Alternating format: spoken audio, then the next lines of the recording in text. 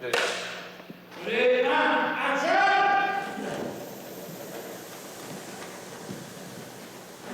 power of the vampire nation lies here.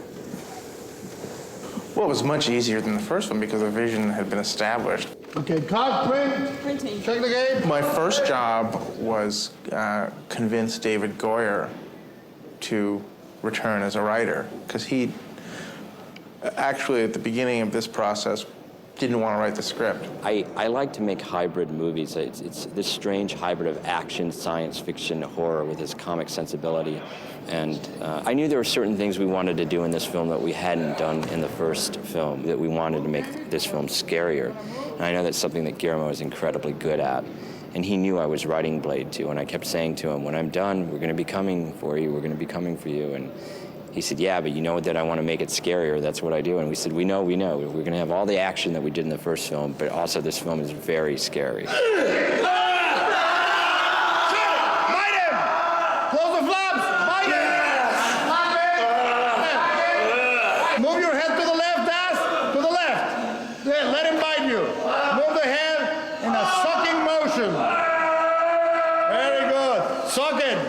Excellent. Sucking. Bite him. Let him go closer to his neck. And cut. Cut. Does something happen? Got it. Something happened. We actually came up with the storyline and a first draft pretty quickly.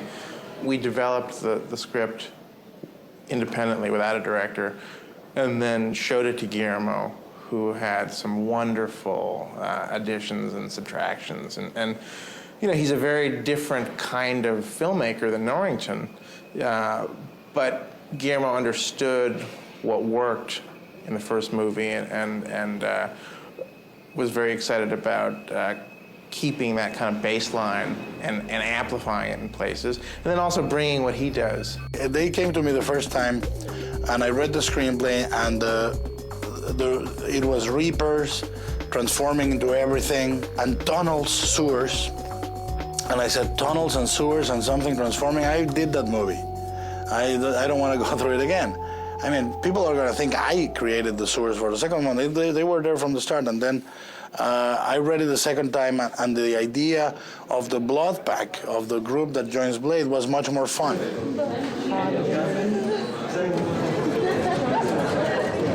I went to the end of the staircase, and then I made a right. Now, Don't make a right. well, I got to make a right to go up the stairs. Then can you go higher sooner? Can I show him where it's supposed to be? Okay. Action! Then David and I talked on the phone a little bit on the second time, and I said to him, this is really cool because it's like the Dirty Dozen of vampire. And I asked New Line for every single piece of film shot by Norrington on the first one. And I went in and I watched, I saw every single piece of raw dailies in that movie. Everyone, all the takes.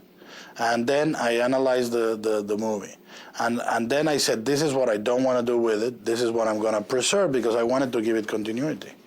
And after analyzing every single piece of dailies, I knew what the style of the fight was, and I knew how to amp it up one step or two. How to make it the logical evolution of what Norrington had proposed on that one. And I wanted very hard to serve the franchise.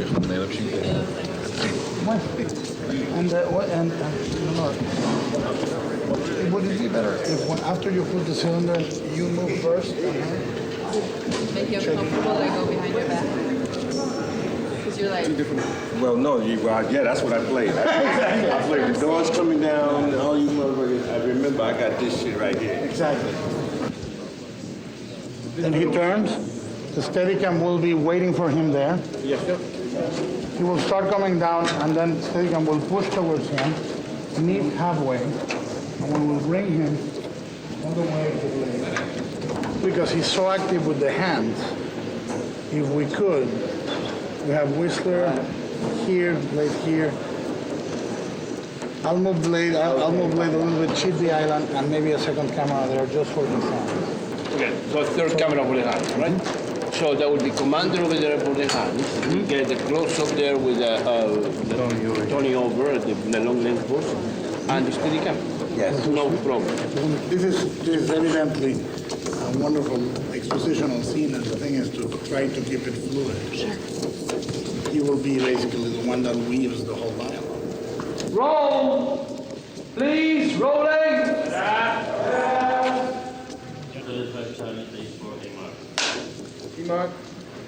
It's a stretch for Guillermo because he's kind of nodding to where we've been before.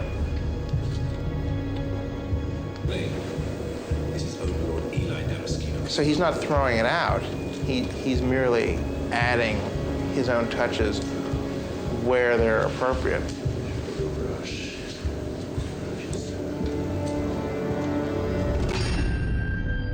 Blade himself is a full-born character. He's a very, very alienated, dark character who's got some Really right or wrong, and I think that Blade is that type of character. He's a character that has a very small dramatic arc.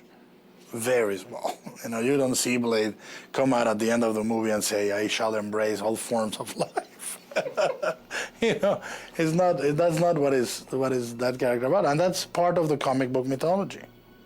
I was a fan of the comics he appeared on, but I was not a fan of the Blade character. You know, the Blade character in the comics was very, very boring visually and very predictable. I thought it was like a one-note, jive-talking, like Mod Squad type of character that was just like an African-American written by a white guy that really didn't understand the sensibility except through the Shaft movies he had seen. So I didn't relate to that. I thought Mark Wolfman wrote a great Dracula, but didn't write a great Blade. And when I saw the movie, I was blown away. I was like, oh my God, someone got it. You know, someone, and it was Norrington. Norrington got it, Wesley got it. I mean, I think that having worked with Wesley, I know how much of Wesley is in the first movie, and it's a lot. I mean, Wesley is Blade.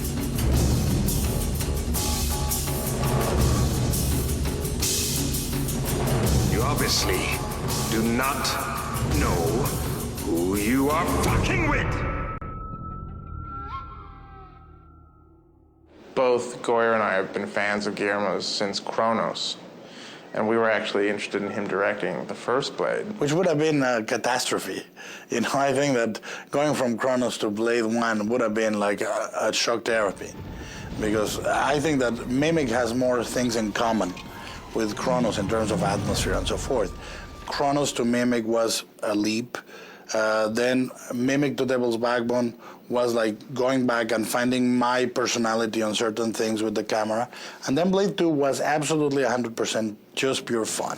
Ready? And action!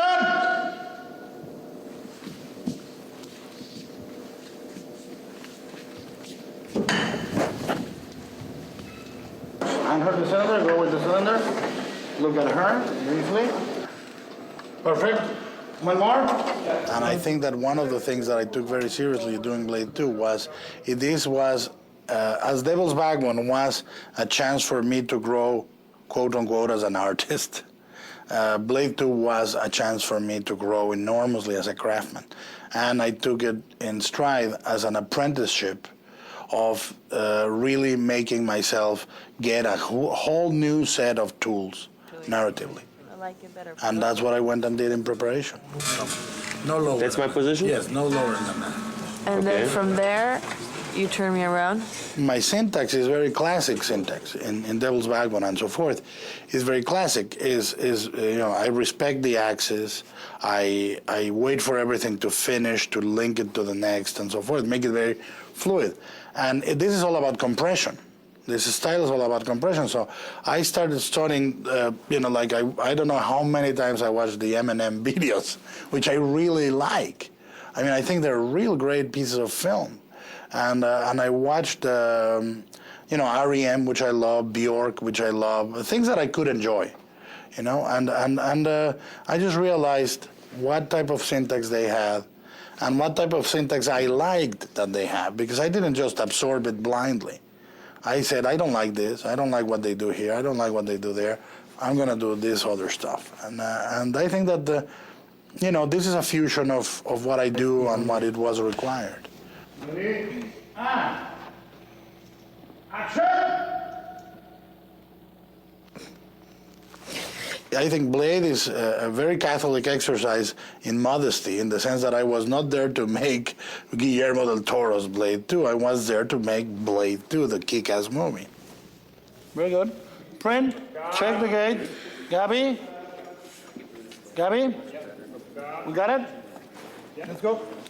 I made a lot of notes watching my anime DVDs on what made anime unique and the type of action and violence in anime non-offensive. What is fun violence in anime action?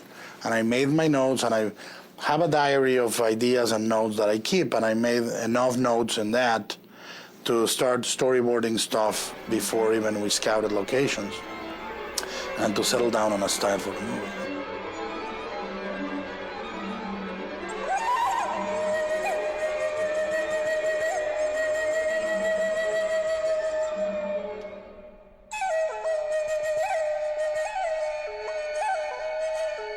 One of the reasons why we came to Prague is because there were so many sets built for this film. It would have been A, too cost prohibitive to do it in the States, but B, the artisans in Eastern Europe are so amazing. I mean, that's one of the reasons you come to Eastern Europe, if you have a movie that has a lot in terms of sets.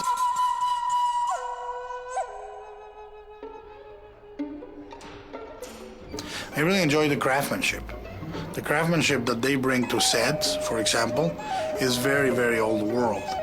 The precision and the pride that they bring to their craftsmanship in creating statues, murals, stuff like that is just really amazing. And it shows in the movie for me.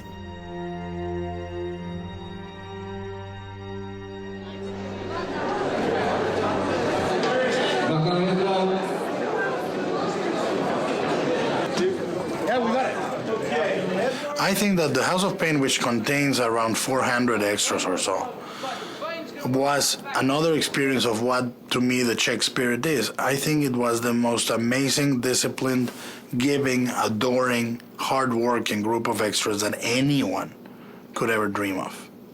They were amazing. I was expecting hell, and I got heaven. I mean, it was really, really great. Here is my lowest. I go up from here. This is good. And we're going to try and get up for you guys to be able to get in underneath. Don't you worry about us. And as soon as he's gone, she comes through. Ready? Picture, yes, mate, yes. Yeah, they're ready. All right, shooting this time, guys. We're going to shoot the rehearsal. So Ron and Matt, we're going to shoot the rehearsal, okay? Try and reiterate what he said. Try and reiterate. Sergio said,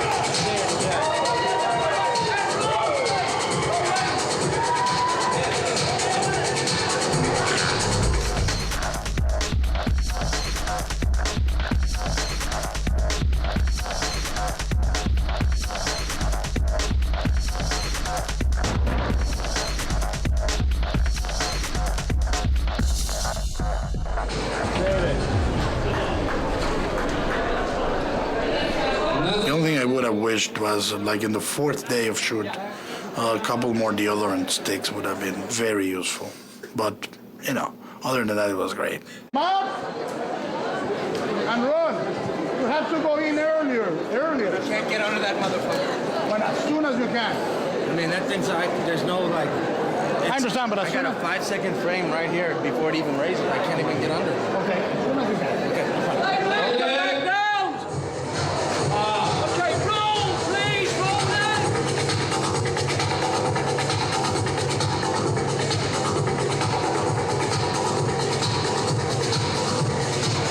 I'm a really boring guy in daily life. I don't like nightlife very much. I enjoy daylight. What I wanted in this House of Pain is to have a place where people can go and drink a human without problem, without being bothered. Tray of razors. Okay. Kiss each other with razor blades on their mouths. Right. And she's gonna walk here and you're gonna mutilate each other for fun and leave scars and all that. Open back massage. But you need to really be On this, and then we go up and let her underneath, and then go forward. Yeah. Okay. And that's, you know, that has no comparison to anything in the real world. You have this hand already here. Action.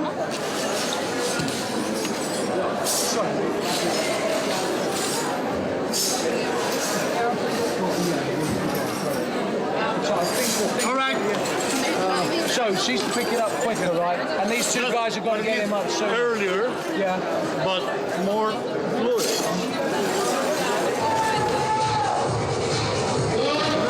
Crazy, man. With a wide-angle lens, Yeah. and you're gonna capture the crown. And do whatever the fuck you want. So they're good? Yeah. This couple here. Yeah, and you're gonna come here. If you were passing, you're gonna do it with the 3 lenses. Okay. We're gonna repeat the move. I need, Sergio, that we create a wide here with 6 or 7 people and repeat the move. Reveal it. So we're revealing it with different lenses. Boom, boom. So you You start with a 35. Start with the 35, and we'll switch to the 50. Start tight. 35 up. Right here. And what you need, guys, is just to always do the same thing. So is it revealed? You have to put out the tongue a little more. They were fake, I mean, they were props. They were razor blades with a sharp edge. Good. Beautiful.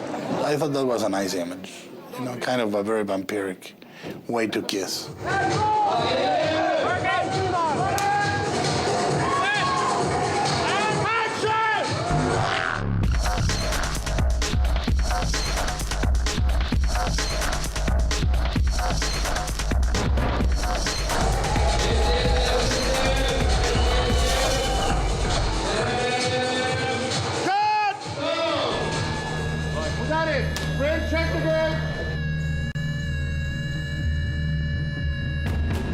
I mean, there was a significant amount in the script in terms of the way the film would look, but also on this film we had the advantage of Peter Frankfurt, the other producer, and I had worked together before, and Guillermo del Toro was a friend of mine, has been a friend of mine for years, and we were both familiar with Carol Spears' work, and so a lot of that, we had hoped Carol Spears would do the production design even when I was in the initial writing stages of the script, so.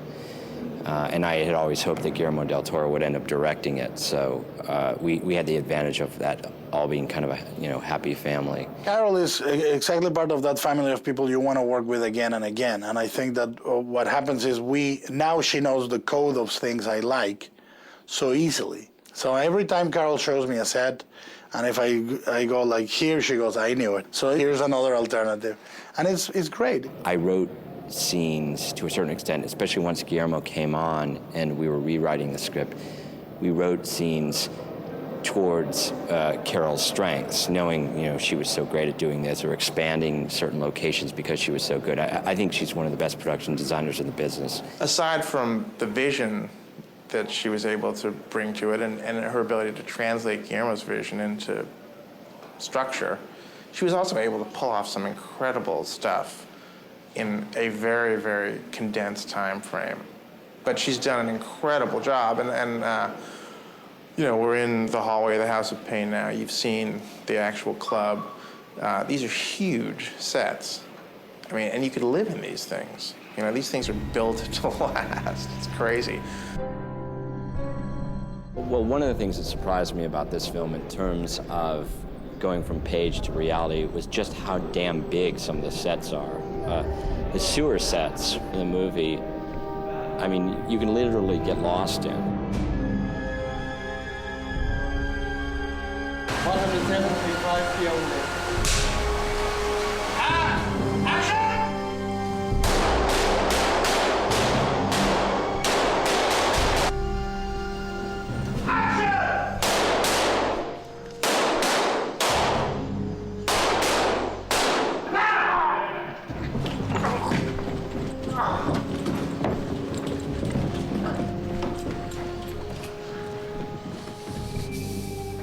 We've done a great job.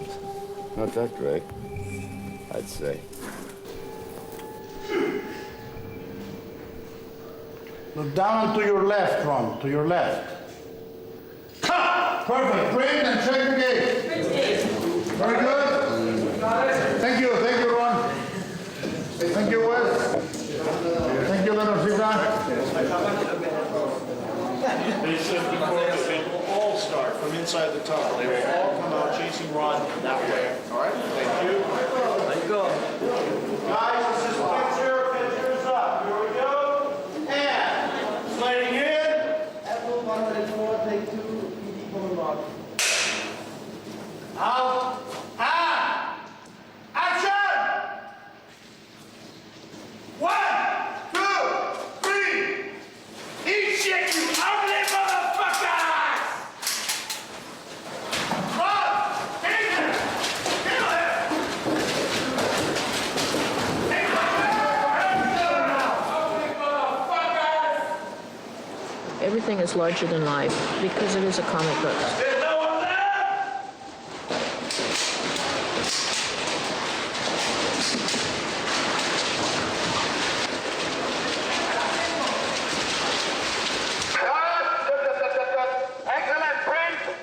Everything is a little more exaggerated than what it normally would be, and I think that's sort of the unifying thing from set to set. Everything is like gigantic.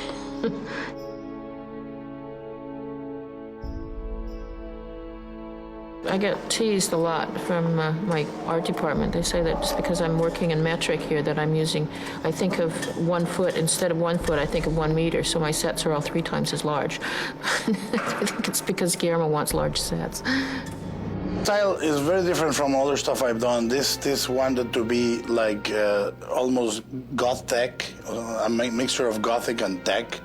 You know, we wanted to have like this rundown industrial feeling for the Eastern Europe that we present. But at the same time, we wanted to evoke what I am attracted to the most, which is Gothic architecture. There's a coffee table book called Dead Tech that's something Guillermo and I were looking at a lot as we were working on the script.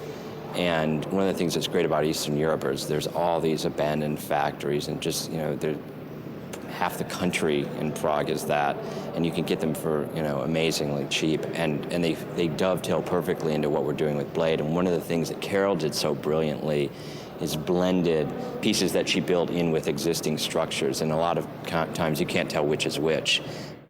Well, Gothic to me was the fusion of, since this movie required a different camera style and a different look from the other stuff I've done, I decided to try and integrate a very modern sensibility with a very sort of classic, almost ancient world visuals.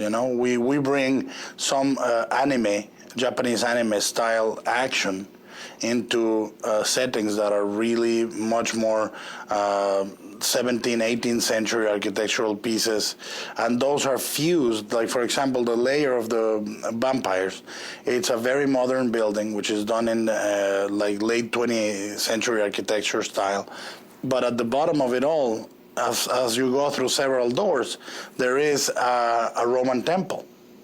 So it's a fusion of those things that makes it visually very interesting. I think Guillermo handed me a book called Underground Rome and said, look at this, for inspiration. The whole production design in this movie wanted to evoke very fantastic sets. If it's the Damaskinos cryogenics chamber or the DNA chamber, whatever, it was almost like a James Bond on acid type of set, And if it is Damaskinos' layer, we had Mike Mignola design it or have conceptuals for it to give it a comic book feeling. And there are some images in the movie that are completely like Mike Mignola inspired. They seem right out of the Hellboy comic. Where we used comic books as reference on the last film on Mimic, because that was a kind of a comic book thing too in another sort of way. Comic books are a very good reference for anybody to look at.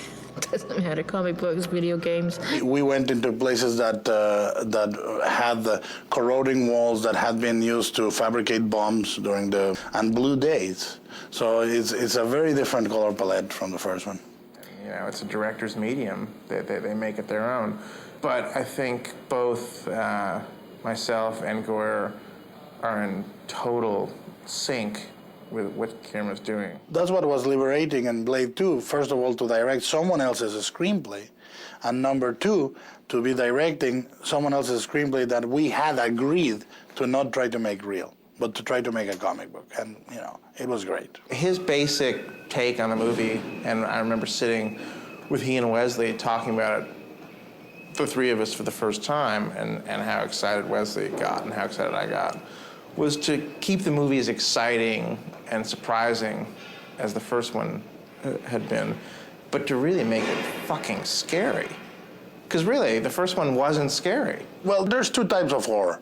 I think there's one type of horror which I called hide and seek, which is like in Devil's Backbone or Kronos and so forth, which is more like atmosphere. It's almost like when you're playing hide and seek and you hide in a closet, and the fear of being found out and the fear of not being found out is very ambiguous.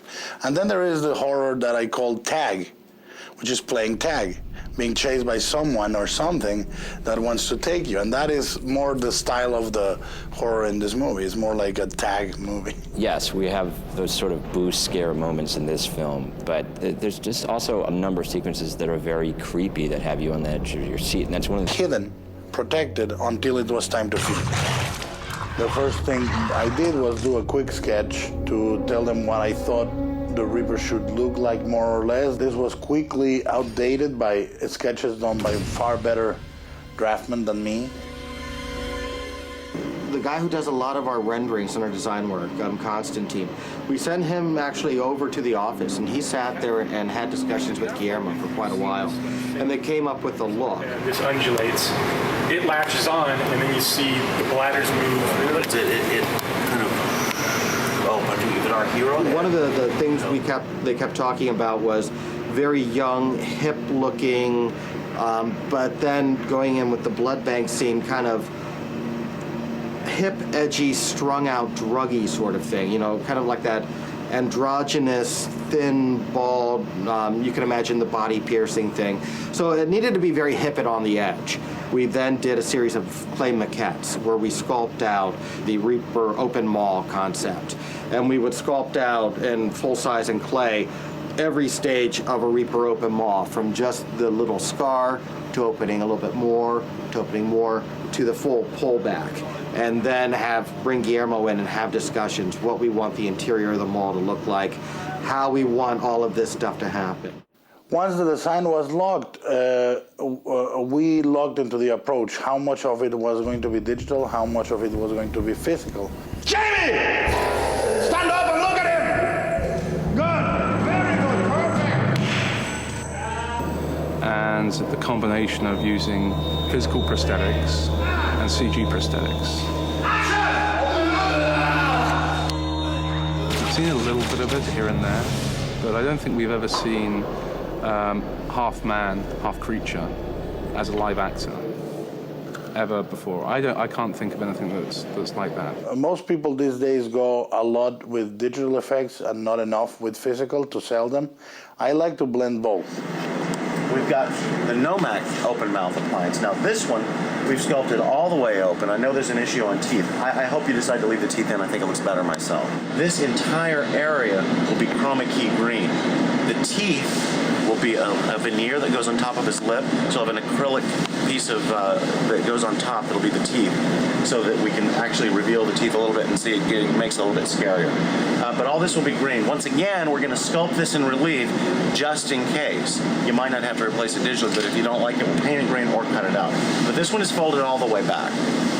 We're thinking as well, the way this will work is we've got our edge right here. So the idea is we've got Nomac in makeup, and what we'll do is we'll say, okay, let's put him in his folded back mouth appliance, and we'll blend this on top of his makeup. It should only take about an hour or so. It will be pre-painted. And that way we can stick it right on top of his other makeup, and that's how that works. It's when you get a director like Guillermo who just knows the techniques, and he's not scared to use everything in his whole bag of tricks, you know, and he's not a director who just wants to do CG stuff just because it's the latest, greatest thing. You know, if it's going to work to use like a sock puppet or something, you know, in the back, he'll do that, and it's great, and he benefits from it, and you come up with a better product. The CG that they're using for my character particularly, it's just like you think, wow, this is an unbelievable amount of work, and the expense and the kind of just the effort that's gone into these puppets, and the whole kind of behind the scenes thing is fascinating. The proboscis, which the big tongue, was a little bit of a dilemma as far as, you know, how far does it come out and how graphic should we make it, you know. Basically, it's pretty risky. I remember recently showing some of the footage to some friends, and I hadn't prepared them for what they were going to see, and the women literally were screaming just seeing the raw footage. So I can't wait to be in the first preview of this movie and the audience to watch them freak out when it happens. I mean, it's going to be amazing. And you get sensitized to this stuff. You know, you're working on it, and it's like, God, yeah, but wouldn't it be great, you know, if he just, like, you know, something really bad happened, and then you show it to, like, your parents, and all of a sudden you're painfully aware of how far you've gone, and just like, oh no, I've done it now, you know, and it's hard not to get too carried away with it.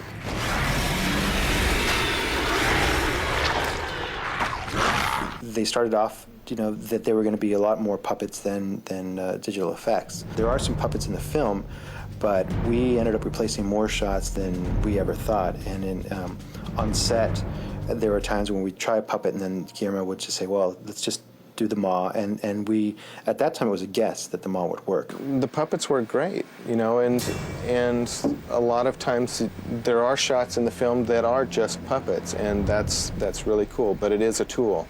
And you find the same limitations as you would with just using the computer graphics. Well, the advantage, obviously, is the mobility without the bulk and the cumbersomeness of cables and cranes and pulleys and dollies and rods and puppeteers.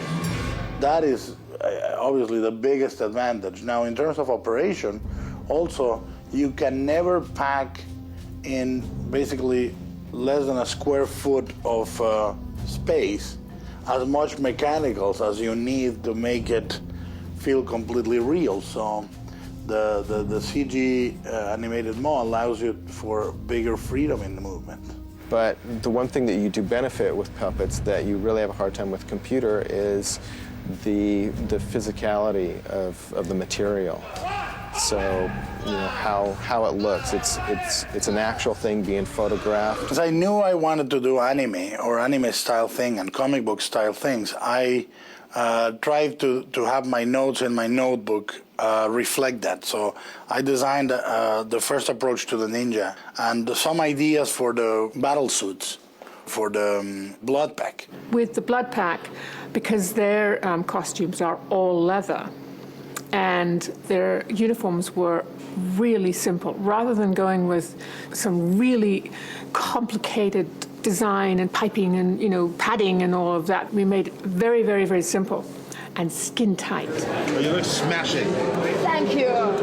And the idea was just to make a uniform that would be both practical and very beautiful looking. Since these guys would be very vain, they would be like an elite force, and they would like to be shiny and black and really and evoke a little bit of fascist things, because I think Damaskinos is essentially a racist and a purist, you know. And I think that he, like every supremacist, he would like his troops to look really polished. Blade, this is Overlord Eli Damaskinos. No combination to worry.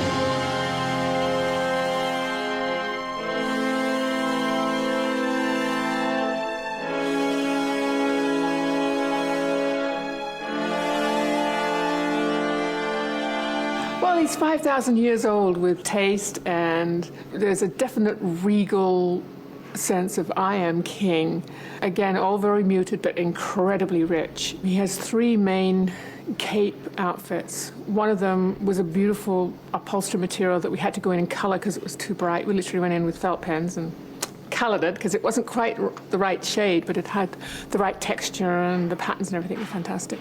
One brocade we had handmade in England, where you can have your own, you can pick all your own colors.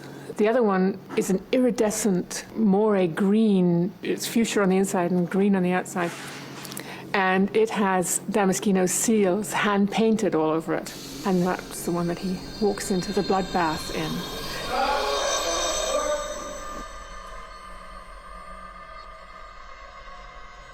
Scud was really fun because it was the one place where we decided to put a little color. And so Scud's wardrobe was street grunge, but it would have been so easy, again, just to go black. We'd done almost everything in the movie black. But we decided that this would be fun if we sort of tipped him over the scales and just made, like almost everything he has on is red. Right down to his shoes are red. But when again, it's all these different shades of red and, just shades of distressing, or where they're just these different levels where some things he's always had for years. And he really does look like this, weeded out hippie, ex-hippie, something between the texture and the light refraction and the shade of black it was. How many shades of black can you make? Well, you could actually make an infinite number. So that all the materials in his clothes, there is a separation between all of the pieces, and it's all the different shades of black. He doesn't look like just a black hole, because sometimes if you have someone in a black wool suit, it is just a walking head. From the original movie, there was a sense that he didn't have anything on him that wasn't useful. A very street smart, practical Blade. And the costume originally had a lot of heavy buckles and things like that that were very cool looking and looked like they had some purpose. What we did was we took that same philosophy and stylized it. For example, we actually had those buckles custom made. So they're a unique shape. Also, you can't tell how they close. Actually, it's all magnetized. So it's still utilitarian, but it has a lot of style. And that was sort of carried through with other elements of it too. The materials that we used in his pants look like they're leather, but they're actually this latex-covered lycra, so they're completely flexible so he can fight in them without there being any need for a special pair of pants for him to move into for that. And then, because there was a lot of action in the water, we took the finest neoprene fabric, which also has a lot of elasticity to it. When you're standing still, they look really smart. They're really, because you don't, usually with neoprene, it's skin tight. Well, we made it like regular pants, but it had a thermal quality for when he was in the water. It's so much satisfaction from his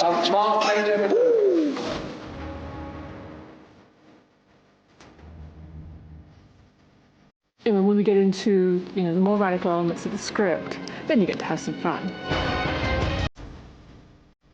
Guillermo was having a great time, so it's great to be able to watch the director be a little boy and try and bring to life what a little boy would be fantasizing about. It's really great. There was a really neat moment when Peter Frankfurt and I, the other producer, first came to Prague, where Wesley had his first costume fitting. And it had been 4 years since he played the character. And he put on the costume this time, and he, buckled up the harness, and he put on the coat, and he drew out the blade. And it had been 4 years since he'd done it, and he drew it out, and it was just Wesley and Peter Frankfurt and the costumer and myself in the room, and he drew out the blade, and he said, looked in the mirror and said, "Oh yeah, I'm back." And it was just such a great moment 4 years later. It was really fun.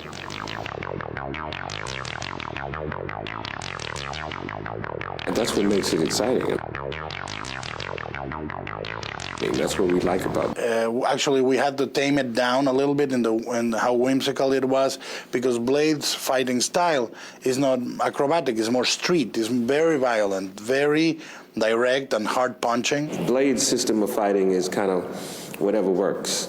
He has his own little flavor, and I respect that and I appreciate that. I actually don't think you should always follow the set pattern of a choreographer or a director.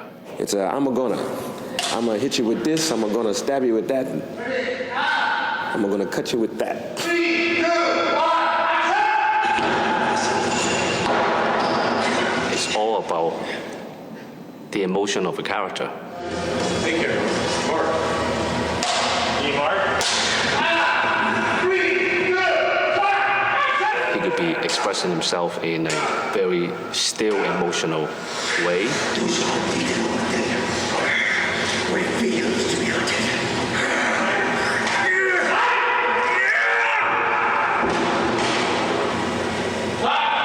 Or he can express himself in a very physical way. If I can pick this bottle up over here, I'm gonna bottle you to death. It all comes from within, so therefore, Wesley, as Blade, he has his own unique character. So every move, punch and kicks comes from Wesley Snipes playing Blade. He uses whatever he can, he doesn't care. By that, by all means, that is originality. So therefore, he should go ahead and continue to maintain that street style, that uniqueness.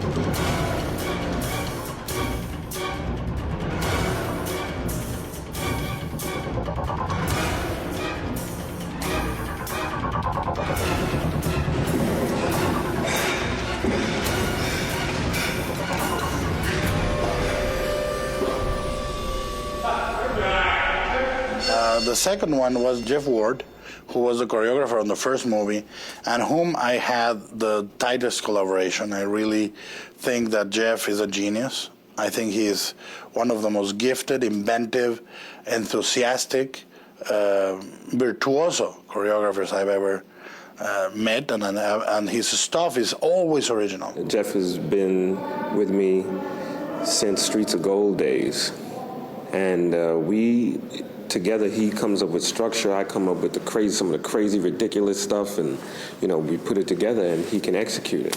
We go back as far as 12 years ago, and our friendship, our whole collaboration on films and everything, we've developed this relationship that carries through on each project. He's the structure and form to much of what you see is the action dynamic to Blade. And he's a great martial artist as well. And then you throw Clay Fontenot in there, who's my stunt double. Go, please, go, please. Out. 3,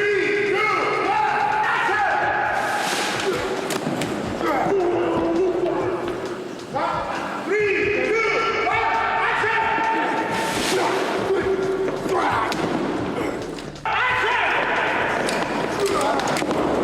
1, Wesley came into this raring to go because we had discussed this early on, and we started our preparation way before, and we formulated everything that we really want to try to get across on this. And when it comes to me designing things for him, it's like a 50-50 collaboration on things. I set it up and design it for the things that he can do and the things that he wants to do in terms of the fights.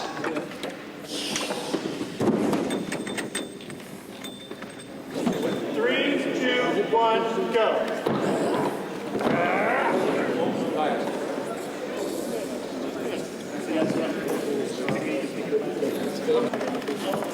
Right leg, left leg. You guys do right leg, straight down.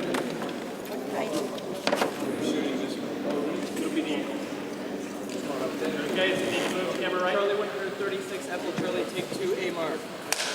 Last ball. Last ball. Taking flight. Out. Out. Action. 3, 2, 1, go.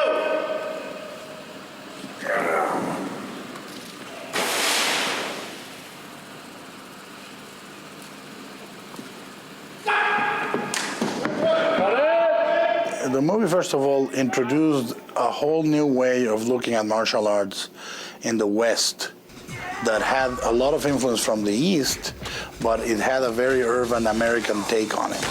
The way the camera was used was to almost very balletic dance around the fights, dance around in a choreographic way with the fights, in ways that a normal camera would not do. And the fusion seems very good to me. I'm ready.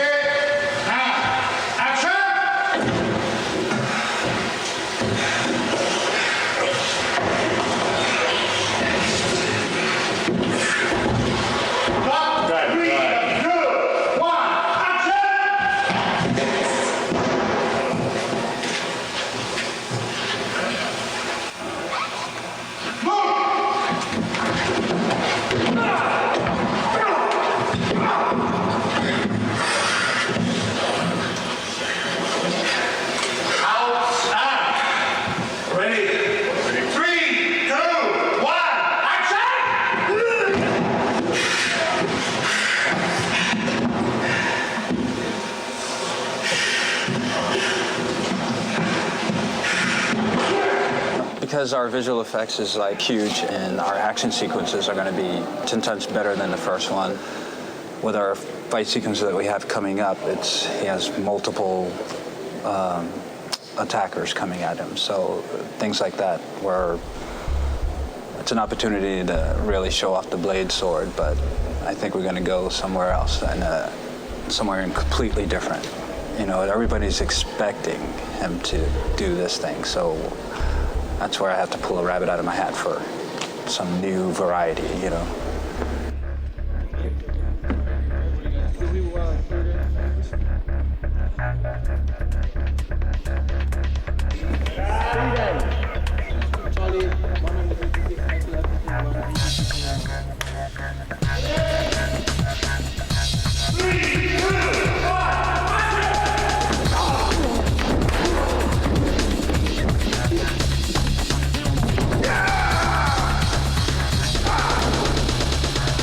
Wesley listens to everybody's ideas, the two choreographers, the visual stuff I want to do, and then he does what I call, he brings the bladeness in.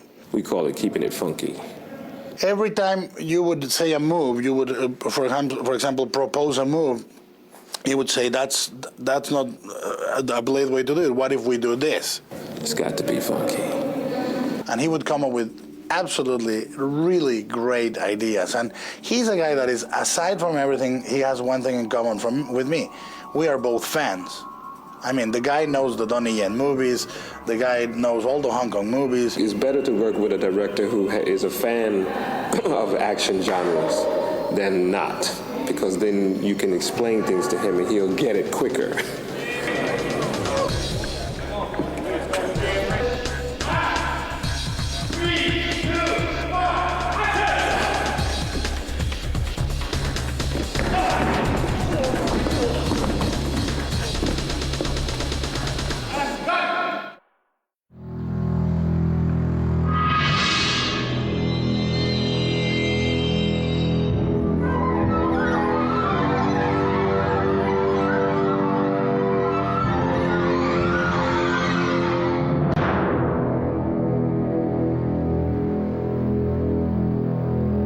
One thing about horror genre or this type of stuff is that you don't have to worry about subtlety. You know, you can just, I mean, it's an element, but you can kind of really have fun playing with timbre and sound and rhythm, and you can make your scores bombastic. And from a compositional standpoint, it's a lot of fun because, you know, that's the type of stuff when you're trained 20th century music and everything. It's really sound exploration.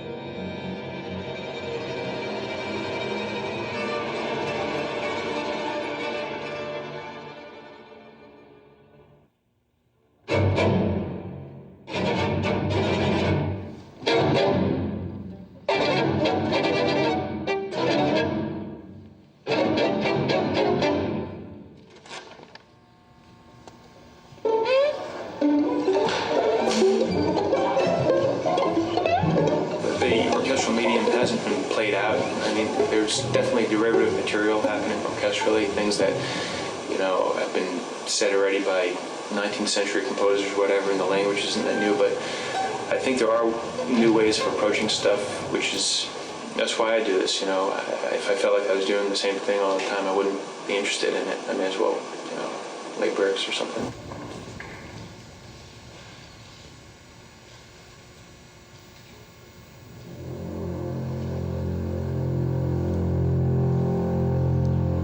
I usually don't like to work on the movie too early because start working from script, it's really deceiving. We're not making music for a screenplay. And especially in a movie like this, which is so stylized, reading the script, I had no idea the movie would look the way it does. And if I had written the music based on the script, it'd be a different score.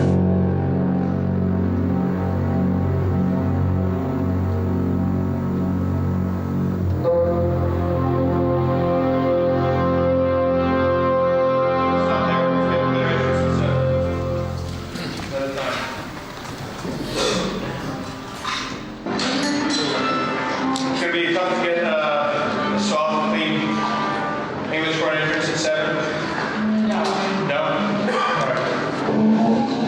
Actually, on this, Guillermo asked me to write some melodies for him when he was shooting. When I got back, I got a rough cut of the movie. Started putting some ideas and themes together. And then I met with Guillermo. He came over to my studio, played him my ideas, and just took off from that. You know, we spotted the movie late, so I just sort of, put music where I thought it should go. It turned out music is like, maybe there's 5 minutes that don't have music in it. But, so it was pretty easy to spot in that respect. But, I sort of had a sense, I'd worked with Guillermo before, I sort of had a sense of the type of, emotionally, the type of things that he was going for in the scenes.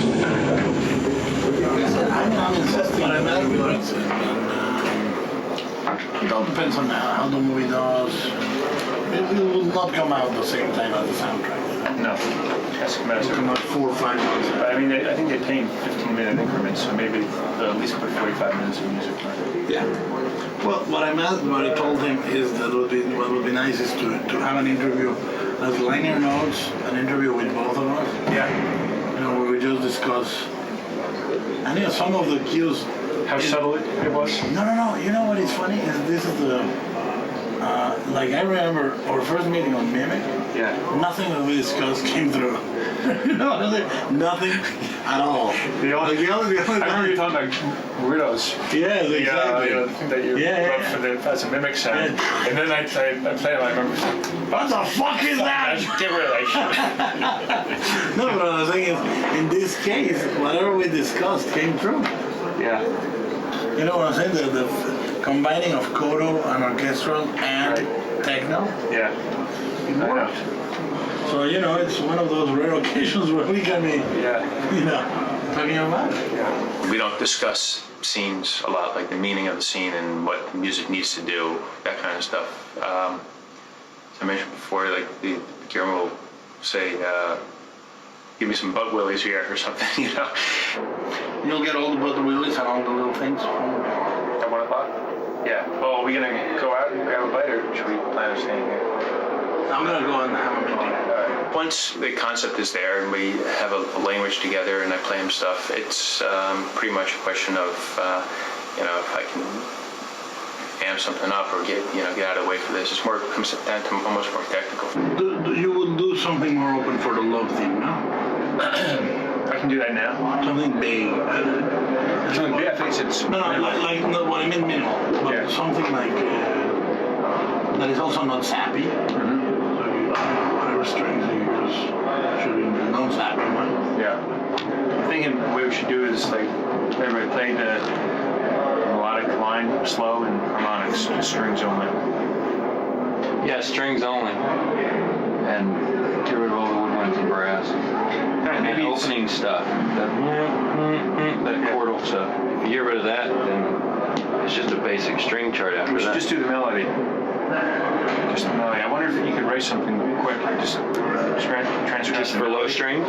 For string violas and cellos just playing? Give everybody the melody, and then we just do it in harmonics, and I'll do it at a slow tempo, like chord note equals 50.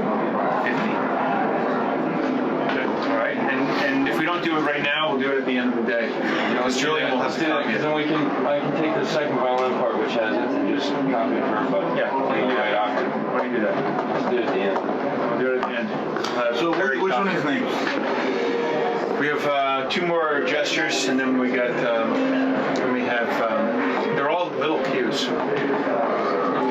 And we have to do the 3 and 13. I'd like you to be here for 3 and 13. That's the scaffolding fight. No, because I'm afraid, you listen, I'm afraid the orchestra may have a little too much fun with it. You think? What do you have? Like a lot of disco horns and strings. No, you have horns and strings? Yeah. I think horns are not going to work, do you? Yeah, well, you'll have to hear the way they're used. What happened? Did you record it or you will? I ran it through before and I wasn't sure I wanted you to be here. Yeah. But I think we should do it after lunch. Yeah. Do you think the horns are too much of a statement? I mean, the way they're used now is, I think it might be too fun. Too fun? Yeah.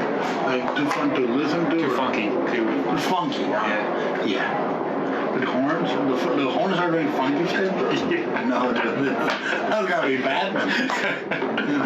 The TV series, you know? No, do you think that, but do you have the strings, do you have like strings playing in it? Like so, cello or? Yeah. What I'll do is, that would work.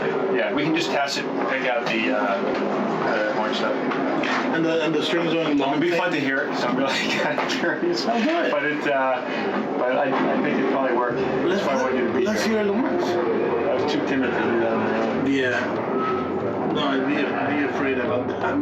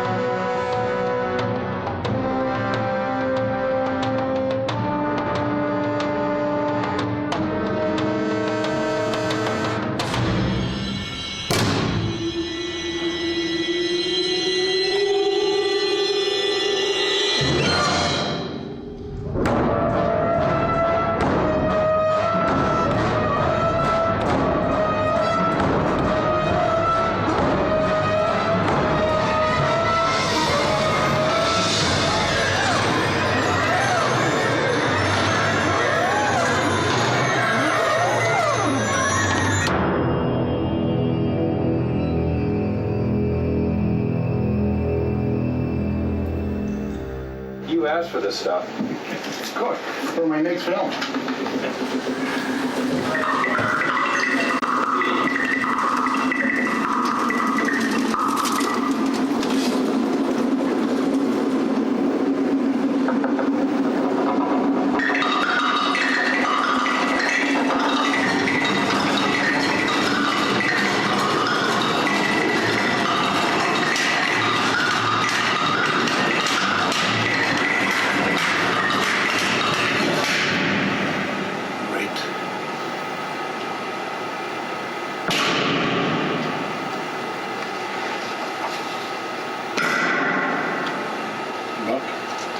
Before he moves on, I would like one pass or just the wooden thing. Quick.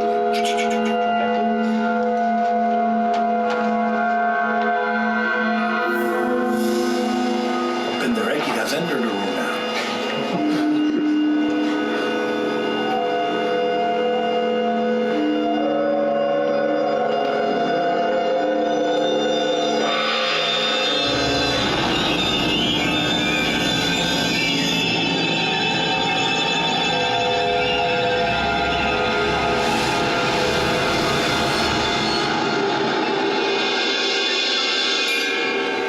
Somebody didn't get the note.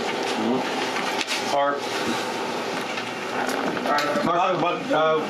Guillermo would like this first section if we could have it much quicker. Let me do this. Hold on. Marco, he's on drugs. Don't listen to him. Marco, listen to me. Only to me. Don't listen to Marco. He's insane. He has been masturbating for the last 5 minutes in a corner. Whispering your name. What I need, Marco, is just the wooden element that sounds like a spidery element. If you could do a quick rise and fall for like an isolated reaper or the reaper climbing the wall or something like, a really quick one, up and down. Are you just talking about the wood block or the strings too? It was just whatever, just the wood block going, not the strings. Whatever the fuck you call that thing that they used to play. Let's do the whole thing one more time. Before we start, I'd like to get just the opening woodblock stuff. And Bolt has been masturbating, by the way. Solo. Just do a little crescendo in the window. Do it a couple times. And then the same take will bring in the play. Nobody play after the down to 38. How's the fucked up shit? All right, there we go. You ready?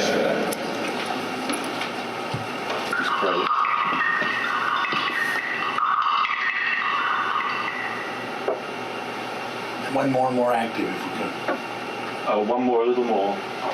Every time, a little longer. More active. Yeah, more active.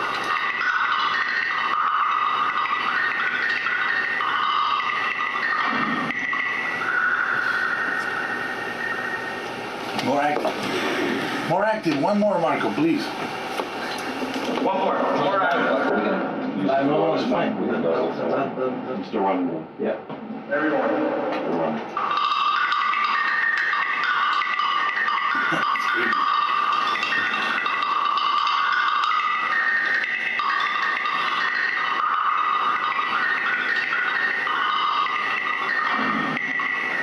Yeah.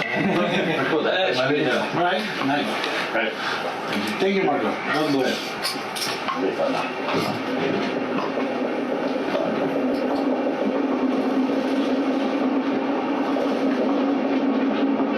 This is very nice.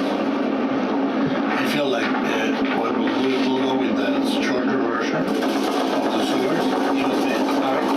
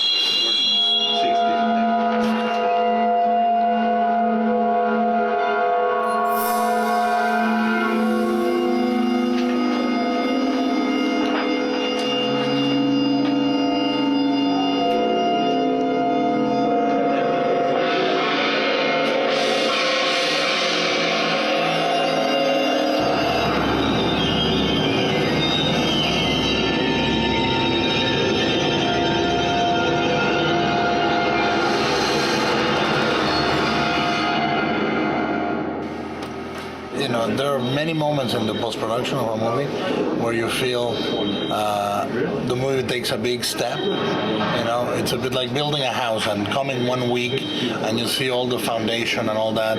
But when you see the walls up, you go, oh, it's a house. And that happens to me when I change from hearing a temp, even if it's the temp of the score, to hearing the score itself. I go like, oh wow, it's a movie.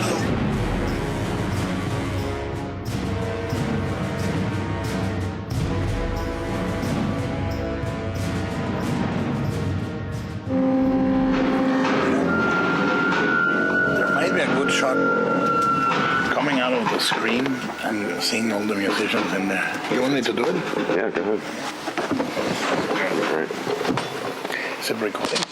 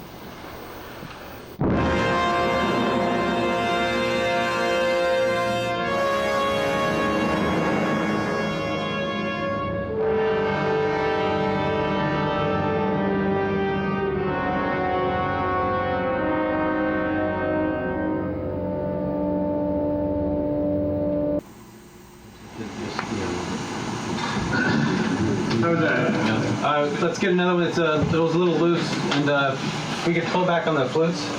At the end? Yeah. You guys just innuendo a little bit faster. That's great. So when he was out of tune, measure 3. I don't think vampires exist as they are portrayed in the mythology and the lore of movies and novels and literature and so forth. If they do, I apologize. But I don't think they exist, but I think that it's great. I don't find it terrible that someone just decides to live that role. And, as long as there's no harm to the third person and they buy their blood properly, it's like, we all live a fantasy. I mean, I think I am a director you know? So what's the difference between me thinking that or being a vampire? It's probably more elaborate a paranoid fantasy to be a director than to be a vampire. So, you know, God bless you all and enjoy it. Enjoy it while it's legal. I suspect, in my personal theory, like an anthropologist with a pipe, you know, I suspect this is the way we deal with cannibalism. I mean, I think that there was a time where we must have eaten each other. And the way you deal with it is through mythology. I mean, the way people dealt with the sun rising and falling was mythology. With rain falling or not was mythology. So the way you deal with a past as terrible as that, as humanity, as a genre, is by inventing a myth. But I think that vampirism is part of that impulse, the animal impulse of the animal, the man animal, if you want, like a wolf would eat a wolf, probably, if not an intellectual creature, man would probably eat a man. And the way you deal with those impulses is create a nice, scary story to go with them.